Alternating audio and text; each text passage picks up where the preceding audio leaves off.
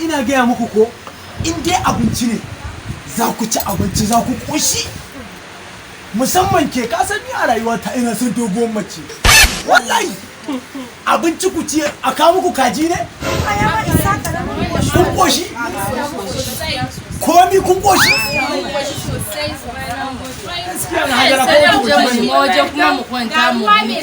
to yanzu kowace za a ba ta katan din kun san akwai kazar gwangwani to a katan din gwangwani ake sata Allah to kowace yanzu da samu gurin zuwa kullum muna nan idan kuka je waje dan Allah kullum zaka rika siya mai ai yanzu ma katan din za a samu ku a bayan mota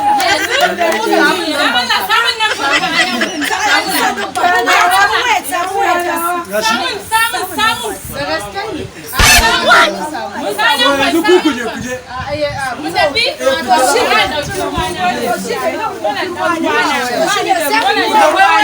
kira shi wanda na ban maki bai farin mace ta yi to sai an jima ya amala an dai gama ko kai ne staff din wajen lissafin hannu ne wai da je mota ce kenan zauna ne ai lissafi je mota ba wata ma ta manta da dan kunnanta dan kunnan sumayya ne dan kunnan sumayya doguwa ne bari je mota kuma tsaya ai baka ci kono bane yanzu kudin ka ya kama naira 30,000 30 30,000 amma an bar ma 1,000 da 30,000 yau to yanzu barin a ce ka mota ka je ka dauko ni za ka yi ka mota ai na ga kudin suna mota da wani to yanzu kai jira ni bari je zauna da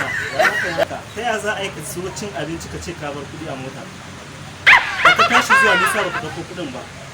kai malam na gane irin ka san ko ni waye dan durun ka ba kudin ka ba mu kudin mu na ce maka ya hakuri dan Allah ka ba mu kudin ce maka aka yi nan gurin a banza ake zuwa ci abinci a tafi ya hakuri wato ka kwaso yan mata kun zo kun ci abinci ya hakuri kana nema ka zame ni wallahi baka isa ba billahi azim billahi ga waya ta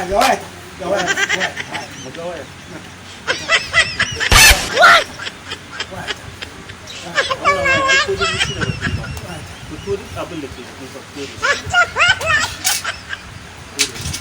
wannan waya dan bola ne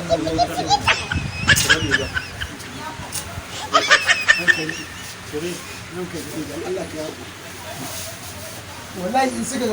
suka ganni ba riga wallahi ranka dai na samu dan uban ka an ga maka nan cire wannan inna lillahi wa inna ilaihi ranka dai wallahi in suka ganni ba riga na shiga wallahi cire inna lillahi wa inna ilaihi ba duk kai namiji ne dan uwana ba wallahi har wannan gajeren wannan tsirara za ka tafi ya hakuri dan Allah ne na gode